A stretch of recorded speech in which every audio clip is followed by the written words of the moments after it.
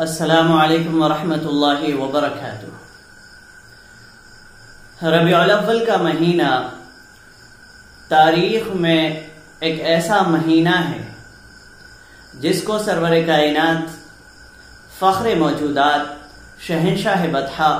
محمد عربی صلی اللہ علیہ وسلم سے خاص مناسبت ہے، کیونکہ اللہ کے حبیب سرور کائنات محمد عربی صلی اللہ علیہ وسلم اسی ماہ مبارک میں دنیا میں تشریف لائے اور آپ علیہ الصلاۃ والسلام نے اسی مہینے میں دنیا سے پردہ فرمایا۔ اس لیے مناسب معلوم ہوتا ہے کہ ہم رسول کریم صلی اللہ علیہ وسلم کی حیات طیبہ اور آپ کی سیرت مبارکہ پر گفتگو کریں۔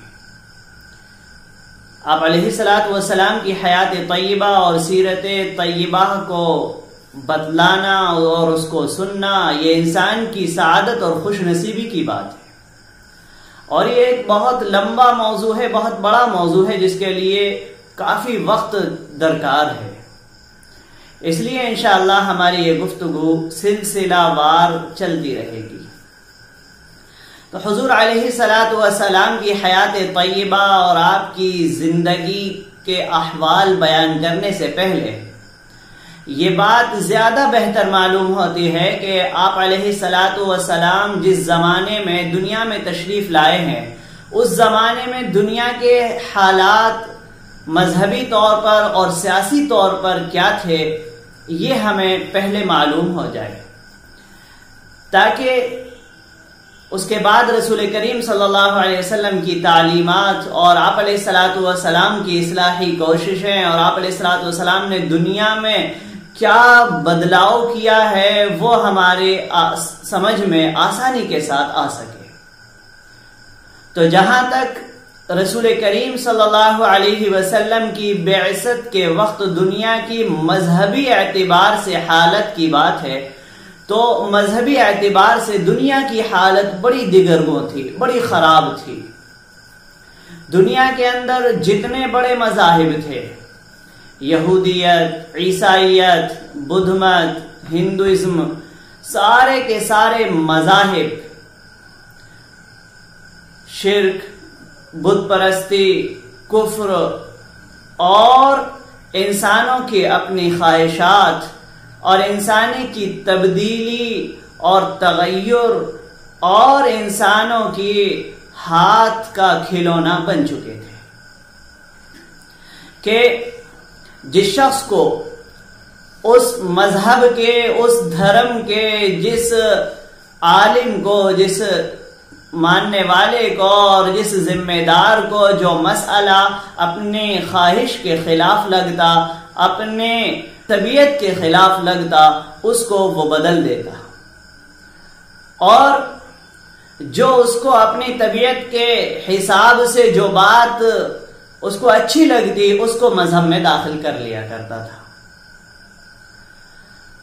پیسے لے کر، دنیا کے تھوڑے سے مال و متاع لے کر احکام کو بدل دیا جاتا تھا،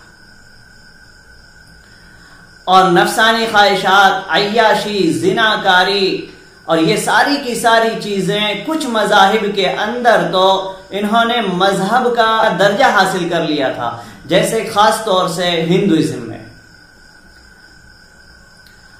اور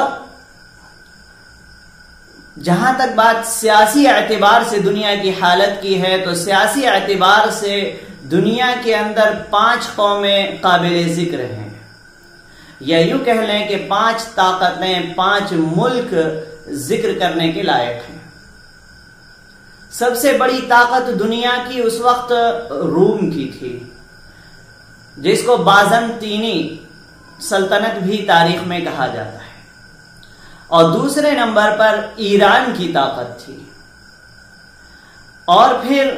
ہندوستان کا تذکرہ ملتا ہے، اس کے بعد عرب اور پھر یورپ سب سے گھٹیا لوگ سمجھے جاتے تھے۔ دنیا کی جو سب سے بڑی اس وقت کی حکومت تھی روم کی حکومت، رومن شہنشاہیت، یہ حکومت یونان، بلقان، ایشیائی کوچک، سیریا، فلسطین اور پورا بحیرہ روم اور شمالی افریقہ یعنی نارتھ افریقہ، یہ سارے کے سارے اس حکومت کے تحت آیا کرتے تھے، اور اس کی راجدھانی قسطنطینیہ تھی جو آج کل استنبول کے نام سے مشہور ہے۔ یہ سلطنت سن 395 عیسوی میں قائم ہوئی اور سن 1453 عیسوی میں سلطنت عثمانیہ کے ہاتھوں اس کا خاتمہ ہوا۔ اس رومی سلطنت کے اندر لوگوں پر ٹیکس بہت زیادہ لگائے جاتے تھے، اتنے زیادہ ٹیکس تھے کہ اس سلطنت میں رہنے والے لوگ غیر ملکی حکومتوں کو ترجیح دیا کرتے تھے، انہیں پسند کیا کرتے تھے، اور وہ یہ چاہتے تھے کہ دوسرے ملک والے آ کر ہمارے ملک پر حملہ کریں اور ہم ان کا ساتھ دیں۔ اسی سلسلے میں کئی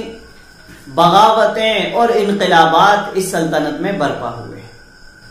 سن 533 عیسوی میں صرف قسطنطنیہ کے اندر 30,000 آدمی بغاوت کے سلسلے میں قتل کیے گئے، اور ان لوگوں کا سب سے بڑا مشغلہ اور دلچسپی یہ ہوتی تھی کہ وہ کسی نہ کسی طرح سے مال جمع کریں اور مال جمع کرنے کے بعد اسے عیاشی میں، عیش و عشرت میں خرچ کریں، اور اس کے لیے وہ کسی کے گھر میں ڈاکہ ڈالنا، چوری کرنا، لوٹ کھسوٹ، اس سب کو روا اور جائز سمجھا کرتے تھے۔ وہ لوگ اپنے عیش اور اپنے آرام کے لیے دوسروں پر ظلم، بربریت اور درندگی اور جانور پنے تک چلے جایا کرتے تھے۔ مصر جو اسی کے تحت آیا کرتا تھا، یہ مصر بھی بدترین سیاسی استبداد کا شکار تھا، اور مصر ایک ایسی گائے کی طرح تھا جو دودھ تو بہت دیتی ہے لیکن اس کو چارہ کم دیا جاتا ہے، کہ وہاں پر لوگوں پر خوب ظلم کیا جاتا تھا، وہاں پر لوگوں کو ہر اعتبار سے پریشان کیا جاتا تھا، لیکن مصر سے آمدنی بہت زیادہ ہوا کرتی تھی۔ ملک شام یعنی سیریا، یہ بھی رومن حکومت کے تحت آیا کرتا تھا، اور شام میں ان کی حکومت غیر ملکی حکومتوں کی طرح تھی، یعنی وہاں کے لوگوں سے انہیں کوئی سروکار نہیں تھا، وہاں ان کو صرف مال اور دولت چاہیے ہوا کرتی تھی۔ وہاں کے لوگ ایسے مجبور تھے اور اتنے غریب تھے کہ وہ اپنا قرض ادا کرنے کے لیے اپنے بچوں کو تک بیچ دیا کرتے تھے، اور اس حکومت میں لوگوں کو غلام بنانا اور لوگوں سے بیگار لینا یہ ایک عام رواج تھا۔